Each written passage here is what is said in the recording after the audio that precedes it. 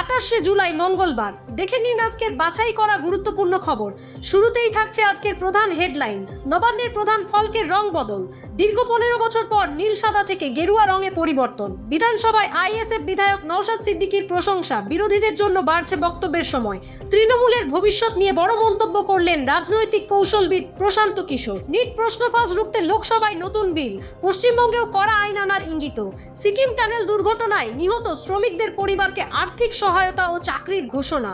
মালদহের আদিনা মসজিদকে ঘিরে নতুন বিতর্ক। এএসআই এর কড়া নির্দেশ। অনুব্রত মণ্ডলের আগাম জামিন। অনুপম খেরকে ঘিরে সোশ্যাল মিডিয়ায় বিতর্ক। এছাড়াও থাকছে ধর্মেন্দ্র প্রধানকে ঘিরে রাজনৈতিক কটাক্ষ। সোনম ওয়াংচুকের স্বাস্থ্য আপডেট এবং ইথানল মিশ্রিত পেট্রোল নিয়ে নতুন বিতর্ক। চলুন এবার বিস্তারিত খবরে। প্রথমেই নবান্নের রং পরিবর্তনের খবর। দীর্ঘ 15 বছর পর নবান্নের প্রধান ফলকের রং নীল সাদা থেকে পরিবর্তন করে গেরুয়া করা হয়েছে। এই পরিবর্তনকে ঘিরে রাজনৈতিক মহলে শুরু হয়েছে জোর আলোচনা। একই সঙ্গে সরকারি ও সরকার পোষিত স্কুলগুলোর ইউনিফর্মও 2022 সালের আগের নিজস্ব পোশাকে ফিরিয়ে আনার সিদ্ধান্তের কথা জানানো হয়েছে। এই সিদ্ধান্তকে ঘিরেও শুরু হয়েছে নানা ধরনের রাজনৈতিক প্রতিক্রিয়া। এবার আসি বিধানসভার খবরে। আইএসএফ বিধায়ক নওশাদ সিদ্দিকীর নিয়মিত উপস্থিতির প্রশংসা করা হয়েছে।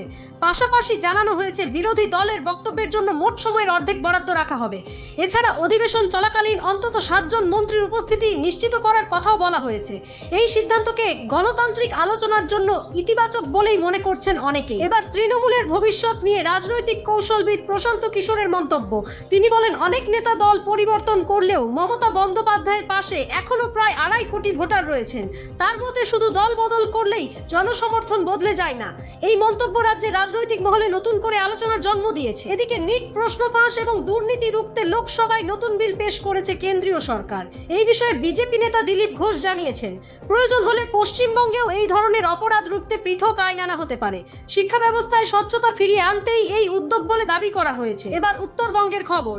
শিলিগুড়িতে একটি উড়ালপুল উদ্বোধন করে মুখ্যমন্ত্রী শুভেন্দু অধিকারী জানান, ভবিষ্যতে উত্তরকন্যা থেকে আরো একাধিক সরকারি দপ্তরের কাজ পরিচালিত হবে। পাশাপাশি উত্তরবঙ্গের উন্নয়ন নিয়েও তিনি একাধিক মন্তব্য করেন।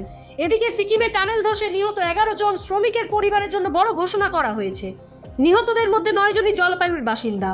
প্রতিটি পরিবারকে মোট 21 লক্ষ টাকা আর্থিক সহায়তা এবং পরিবারের একজন সদস্যকে হোমগার্ডের চাকরি দেওয়ার কথা ঘোষণা করা হয়েছে।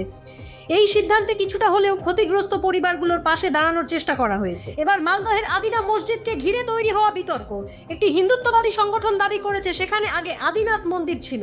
সেই দাবিকে সামনে রেখে শ্রাবণ মাসে শিবলিঙ্গ স্থাপন করে পুজোর উদ্যোগ নেওয়া হয়েছে। তবে আর্কিওলজিক্যাল সার্ভে অফ ইন্ডিয়া অর্থাৎ এএসআই স্পষ্ট জানিয়েছে, সংরক্ষিত স্মৃতিসৌধের ভেতরে কোনো ধর্মীয় অনুষ্ঠান বা আচার অনুষ্ঠান করা যাবে না। ফলে বিষয়টি নিয়ে প্রশাসনিক নজরদারি বাড়ানো হয়েছে। এবার অনুব্রত মণ্ডলের খবর। ইটভাটায় 30 লক্ষ টাকা লুট মামলায় তিনি কলকাতা হাইকোর্ট থেকে শর্ত সাপেক্ষে আগাম জামিন পেয়েছেন। আদালত তাকে তদন্তে সম্পূর্ণ সহযোগিতা করার নির্দেশ দিয়েছে। এই মামলার পরবর্তী শুনানির দিকেও নজর থাকবে সকলের। অন্যদিকে নিট আন্দোলনের সময় প্রধানমন্ত্রী নরেন্দ্র মোদীকে উদ্দেশ্য করে অশালীন ভাষা ব্যবহারের সমালোচনা করায় অভিনেতা অনুপম খের সোশ্যাল মিডিয়ায় ব্যাপক ট্রোলিংয়ের মুখে পড়েছেন। বিষয়টি নিয়ে নেটিজেনদের মধ্যে মতভেদও দেখা যাচ্ছে। এদিকে নিট কেলেঙ্কারির পর শিক্ষামন্ত্রীর পদ ছাড়ার পর ধর্মেন্দ্র প্রধান সংসদে গেলে এনডিএর সাংসদরা তাকে সংবর্ধনা জানান। এই ঘটনাকে কেন্দ্র করে কংগ্রেস তীব্র সমালোচনা করেছে এবং বিষয়টি নিয়ে রাজনৈতিক চাপানুতর অব্যাহত রয়েছে। এবার সোনম ওয়াংচুকের খবর। টানা 26 দিন অনশন শেষে তিনি হাসপাতাল থেকে ছাড়া পেয়েছেন। অন্যদিকে নিট আন্দোলনে আটক ছাত্রদের মুক্তির দাবিতে বিভিন্ন সংগঠন কেন্দ্রের কাছে দ্রুত পদক্ষেপের আবেদন জানিয়েছে। সবশেষে ইথানল মিশ্রিত পেট্রোল নিয়ে বিতর্ক। সোশ্যাল মিডিয়ায় একটি নতুন প্ল্যাটফর্ম দাবি করেছে সাধারণ মানুষের জন্য 100% বিশুদ্ধ পেট্রোল নিশ্চিত করা হোক। পাশাপাশি 20% ইথানল মেশানোর বিরোধিতা করে কেন্দ্রীয় সড়ক পরিবহন মন্ত্রীর পদত্যাগের দাবিও তোলা হয়েছে। বিষয়টি নিয়ে ইতিমধ্যেই নানা মহলে আলোচনা শুরু হয়েছে।